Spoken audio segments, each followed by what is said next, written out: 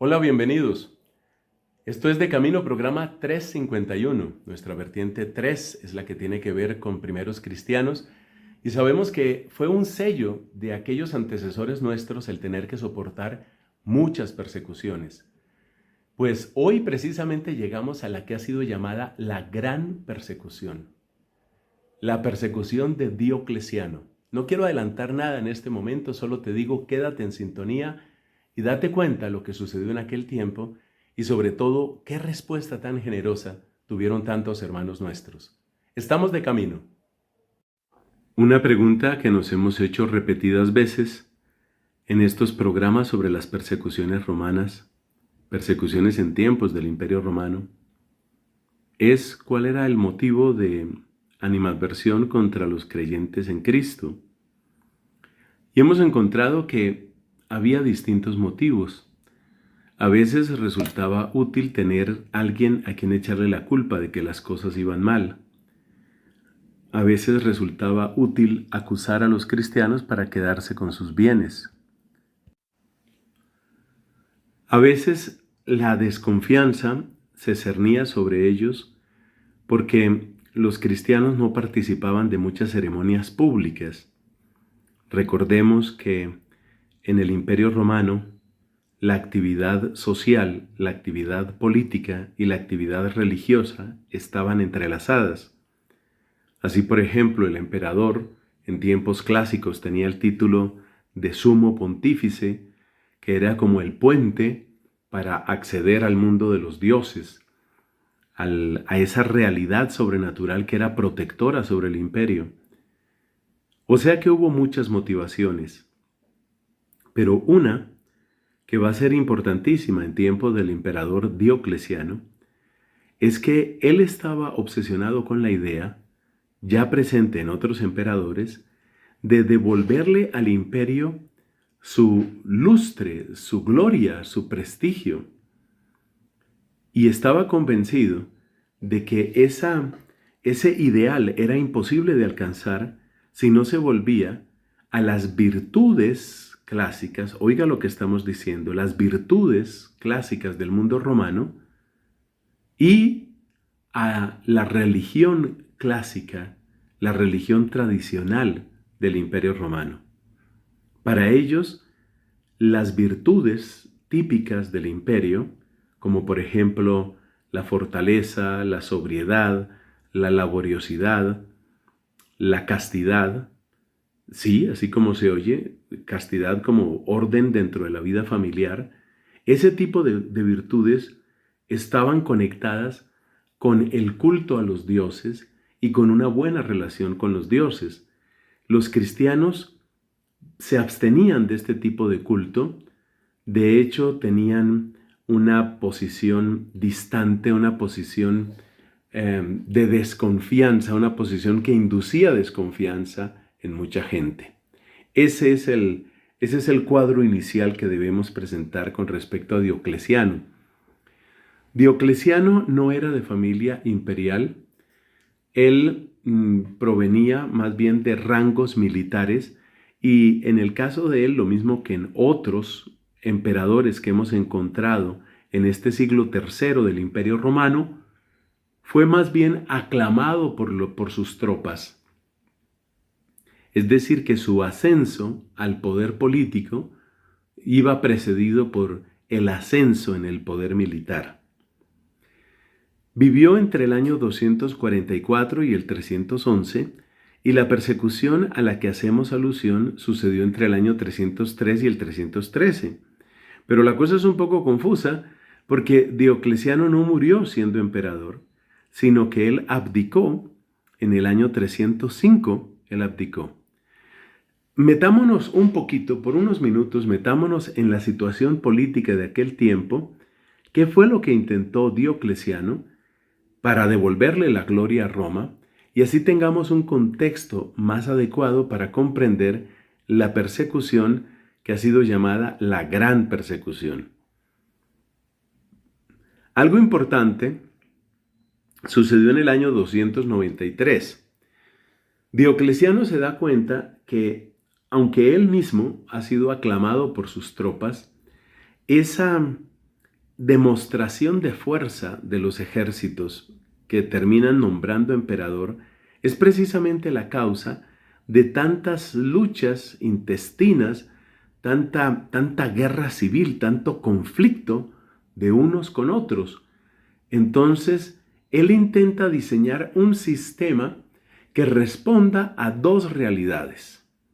Por una parte, que el Imperio Romano, siendo inmenso en su extensión geográfica, tenía claramente una parte y una vitalidad y unos negocios propios en Occidente, es decir, lo que hoy llamaríamos la península itálica, Francia, o sea, las Galias, la constante lucha con las tribus germánicas, la Britania, es decir, lo que hoy es la Gran Bretaña.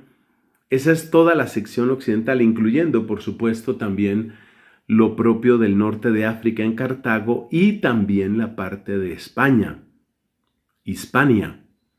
Bueno, esa era la parte occidental. La parte oriental del Imperio Romano, pues es la que tenía que ver con Egipto, con Palestina, con Siria, con Grecia, con Capadocia, con Turquía, con lo que hoy es Bulgaria, con lo que hoy es Croacia. Toda esa parte es la parte oriental.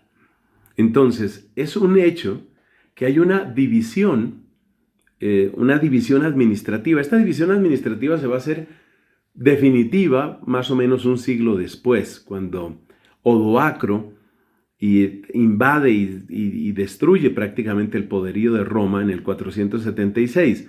Entonces queda únicamente la parte oriental del imperio. Pero ya era un hecho, en el tiempo de Diocleciano ya era un hecho eso. Y por otro lado, él quiere garantizar una transición pacífica del poder. Entonces se le ocurre una idea, y esa idea es conocida en la historia como la tetrarquía. Es una idea que uno puede llamar bien intencionada. Lo que él quería era lo siguiente, que iba a ser como el gobierno de 4 personas, por eso tetrarquía, gobierno de 4. Su amigo y socio, con el que tenía una cierta relación de afinidad, llamado Maximiano, y el mismo Diocleciano, serían conocidos como emperadores augustos. Entonces, Diocleciano era un Augusto y Maximiano era un Augusto. Este título de Augusto viene pues desde el origen mismo del Imperio Romano, desde César Augusto, es decir, desde el comienzo del Imperio Romano. Entonces los augustos eran como los emperadores de mayor grado. Y luego estaban una especie de emperadores, pero de menor grado, que eran conocidos como los césares. Y ahí estaba Galerio y ahí estaba Constancio. Entonces la idea que tenía Diocleciano era esta, que él se dedicaba al Imperio Romano de Oriente, Maximiano al Imperio Romano de Occidente, y que eran los dos Augustos, eran los que ejercían más directamente el poder. Y mientras tanto se estaban preparando para ser Augustos, porque de ser César luego se pasaba a ser Augusto, se preparaban para ser Augustos. Otro amigo de Diocleciano, que va a tener mucho que ver en la persecución, que se llamaba Galerio, él va a ser un César, y otro llamado Constancio. Entonces, la idea de Diocleciano es que haya una especie de coemperador, una especie de coimperio entre Diocleciano y Maximiano, y que se estén preparando sus sucesores, que van a ser Galerio y Constancio. Y efectivamente, así se hizo. De tal manera que en el año 305, ciertamente agotado por las batallas y por las enfermedades y por todo, en ese año 305, Diocleciano abdica y Maximiano también, y entonces pasan a ser Augustos, Galerio y Constancio, y de una vez se nombran los nuevos Césares. Entonces el nuevo César aquí se va a llamar Magencio, que era hijo de Maximiano, y Constantino, que era hijo de Constancio. Esos van a ser los nuevos Césares. Este Constantino es el Constantino que nosotros conocemos por el Edicto de Milán y que va a ser, al contrario de todo lo que se diga de la persecución, pues va a ser un gran simpatizante del cristianismo. Ese es Constantino. Era hijo de Constancio y Constancio perteneció a esta tetrarquía de la que estamos hablando. Este fue como el sistema que él diseñó. Sucede que hacia el año 303, se encontraban en una situación tensa, en una situación compleja. En la zona de Turquía se encontraban Diocleciano y Galerio. Recuerde que Diocleciano gobernaba esa parte de Oriente.